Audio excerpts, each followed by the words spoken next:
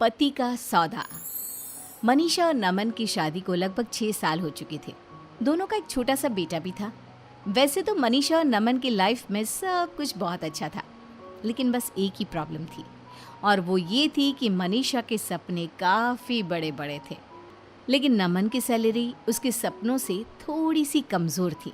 और इसी वजह से मनीषा बार बार अपने हस्बैंड नमन से महंगी चीज़ों की फरमाइश करती रहती, और नमन अक्सर फरमाइशों को पूरा नहीं कर पाता था। दोनों मियाँ बीवी के बीच इस बात को लेकर नोक झोंक होती रहती थी, लेकिन दोनों में प्यार भी था, ठीक वैसा ही जैसे नॉर्मल हस्बैंड और वाइफ के बीच होता है। ऐसी ही एक सुबह की बात है। आज आप ऑफिस से जल्दी आ जाना नमन, चिंटू कब से मॉल जाने की जिद कर रहा है। तुम चिंता मत करो, आज शाम को हम चिंटू को लेकर मॉल जरूर जाएंगे, ये मेरा वादा है। अच्छा सुनो, चिंटू को ना वो मॉल वाली टॉय शॉप से खिलौना भी खरीदना है, वो भी तुम्हें दिलवाना पड़ेगा। अरे मनीषा, ठीक वैसे के वैसे खिलौने मॉल के बाहर की दुकान पर भी मिल जाते हैं, वहाँ से खरीद लेंगे ना। मॉल की दुकानों पर टॉयज बहुत महंगे होते हैं। कर दी ना फिर वही मिडिल क्लास वाली बात, मेरा बेटा मॉल से ही खिलौना खरीदेगा। अरे लेकिन मनीषा, क्या फर्क पड़ता है, खिलौना चाहिए ना, कहीं से भी खरीदो। उसके साथ पढ़ने वाले उसके दोस्त ने कल ही उस मॉल की शोरूम से एक बहुत सुंदर खिलौना खरीदा है। मेरे बेटे को चिढ़ा रहा था, अब देखना मैं भी चिंटू को वहीं से खिलौना लेकर दूंगी। अच्छा ठीक है, शाम को देखते हैं, अभी मैं जाता हूँ, देर हो रही है। शाम के वक्त मनीषा और चिंटू मॉल जाने के लिए तैयार हो जाते हैं, और नमन भी ऑफिस से आ जाता है। पापा अब मुझे मॉल लेकर चलेंगे ना? हाँ बेटा, बिल्कुल। और ये देखो, पापा तुम्हारे लिए खिलौना एडवांस में ही लेकर आ गए हैं। अरे मैंने आपको कहा था ना चिंटू को खिलौना मॉल वाली दुकान से चाहिए, आप क्यों लेकर आए? मम्मी, मुझे तो बस ये कार वाला खिलौना चाहिए था, कहीं से भी लेकर आए उससे क्या फर्क पड़ता है। देखा मनीषा, तुमसे ज्यादा समझदार तो तुम्हारा बेटा है, तुम भी ना। तुम दोनों बाप बेटी हमेशा मिडिल क्लास ही सोचना। अच्छा चलो, आप ज्यादा बातें मत करो। घर से बाहर आने के बाद, ये क्या नमन, तुमने मॉल जाने के लिए ऑटो बुलाया है? अरे तो और क्या करता मनीषा। अरे नमन, कम से कम एसी कैब तो बुलानी चाहिए थी। अब हम इस खटारा से ऑटो में बैठकर मॉल जाएंगे क्या? तभी पड़ोस वाले घर के बाहर आकर एक कैब रुकती है, और मनीषा की पड़ोसन नलिनी घर से बाहर निकलती है। क्या हुआ मनीषा, कहीं घूमने जा रही हो क्या? हाँ, वो क्या है ना, शॉपिंग करने के लिए मॉल जाना था। तुम तो जानती हो मैं छोटी मोटी दुकानों से शॉपिंग नहीं करती इसलिए बस आज मॉल जाने का प्लान बनाया था। अरे मॉल से शॉपिंग करने जाती हो? लगता तो नहीं। अगर मॉल से ही शॉपिंग करने जाती हो तो ऑटो में बैठकर क्यों जा रही हो? कैब क्यों नहीं बुक करवाई? देख तो सही कितनी गर्मी है बाहर। उफ। इतना कहकर नलिनी वहां से चली जाती है। नलिनी के जाने के बाद, नमन, आप ना हमेशा मिडिल क्लास की मिडिल क्लास ही रहना। यहाँ मेरी पड़ोसन मेरी बेइज्जती करके चली गई। अब चलो ऑटो में बैठकर मॉल जाएंगे। अरे मनीषा, कब तक इस तरह दूसरों से अपनी तुलना करती रहोगी? तुम जानती हो ना मेरी तनख्वाह ज्यादा नहीं है। कुछ दिनों बाद, नमन मेरी बात सुनो, वो नलिनी का बेटा है ना, वो बड़े स्कूल में पढ़ता है। उसकी जो स्कूल बस आती है ना, उसमें तो एयर कंडीशन लगा हुआ है। और एक हमारा बेटा देखो, छोटे से स्कूल में पढ़ता है, टूटी सी वैन में बैठकर जाता है। अरे मनीषा, फिर से वही बात। तुम जानती हो ना हमारी फाइनेंशियल कंडीशन कैसी है। मैं कुछ नहीं जानती। नमन, मुझे भी अपने चिंटू का एडमिशन बड़े वाले स्कूल में करवाना है। मेरा बेटा भी फर्राटीदार अंग्रेजी बोलेगा। अरे मम्मी, अंग्रेजी तो मैं अब भी फर्राटेदार बोलता हूँ। मैं भी तो इंग्लिश मीडियम स्कूल में पढ़ता हूँ। क्या हुआ अगर मेरे स्कूल का साइज थोड़ा छोटा है? अरे चुप कर, तू बहुत बीच में पटर पटर बोलता है। एक तो तेरे पापा और ऊपर से तू कभी नहीं सुधर सकते। देखो मनीषा, उस स्कूल की फीस 2 लाख रुपए है, और मेरी इतनी तनख्वाह ही नहीं तो मैं चिंटू को ऐसे स्कूल में कैसे पढ़ा सकता हूँ? तो क्या हमारा बच्चा पूरी जिंदगी उस छोटे से स्कूल में पढ़ता रहेगा? अड़ोस पड़ोस के सारे बच्चों के सामने कितनी शर्म आती है मुझे। अरे मम्मी, मैंने कब कहा मुझे शर्म आती है? मुझे तो अपने स्कूल में बहुत मजा आता है। देखा तुमने। और वैसे भी मनीषा, बच्चा इंटेलिजेंट होना चाहिए, स्कूल बड़ा या छोटा होने से कोई फर्क नहीं पड़ता। एक दिन अचानक मनीषा की सहेली मेघना उसके घर आती है। अरे मेघना, इतने सालों के बाद भाई कॉलेज में पढ़ा करते थे, उसके बाद आज मिलना हो रहा है। अरे क्या बताऊं, शादी के बाद मैं कनाडा शिफ्ट हो गई थी। जैसे ही यहाँ आई तो सबसे पहले तुझसे मिलने का मन किया। अरे हाँ हाँ बिल्कुल। वैसे तुम तो कनाडा जाकर पूरी अंग्रेज हो गई हो।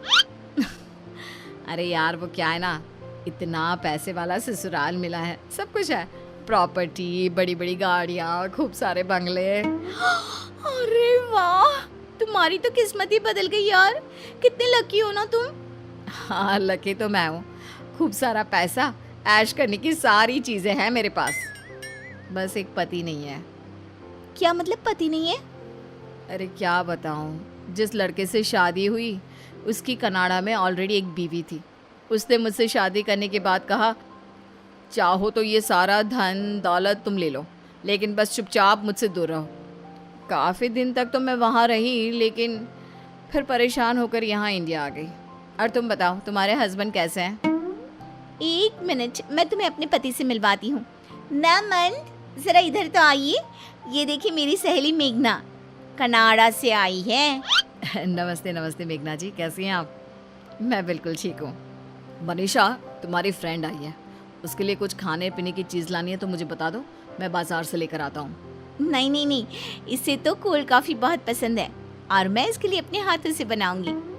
कैसी बात करती हो मनीषा, तुम्हारी सहेली आई है, तुम बैठकर बातें करो, कोल्ड कॉफ़ी मैं बना कर लाता हूँ। नमन के किचन में जाने के बाद, तुम्हारा पति तुमसे बहुत प्यार करता है। हाँ हाँ वो तो है, हमारा एक छोटा सा प्यारा सा बेटा भी है, चिंटू।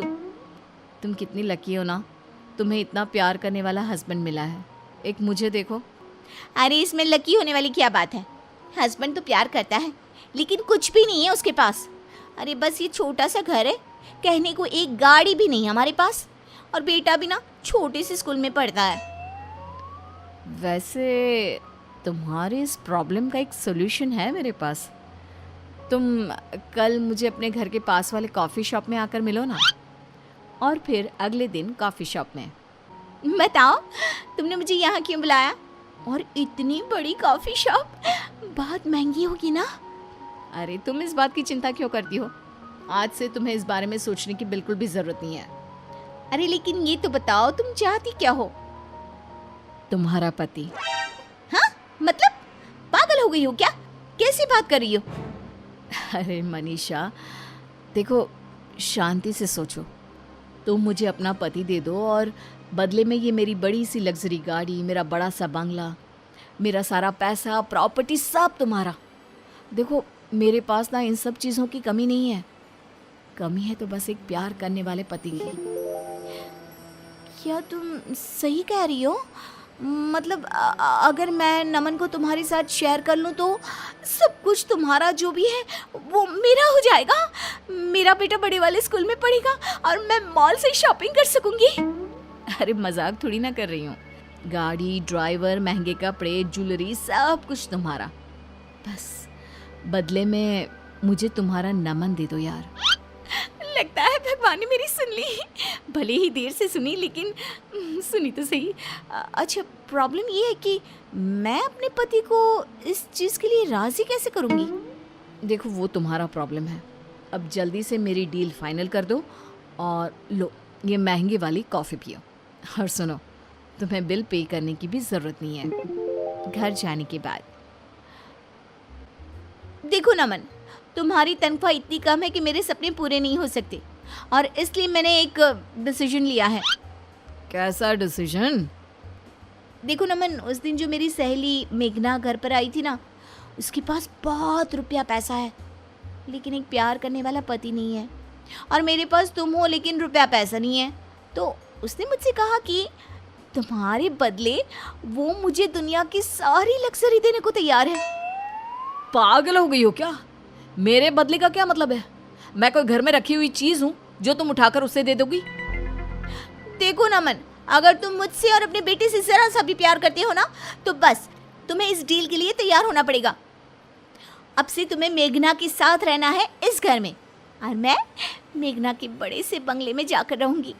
मेरा बेटा बड़े वाले स्कूल में पढ़ेगा, हमारे पास एसी गाड़ी होगी, ड्राइवर होगा, सब कुछ होगा।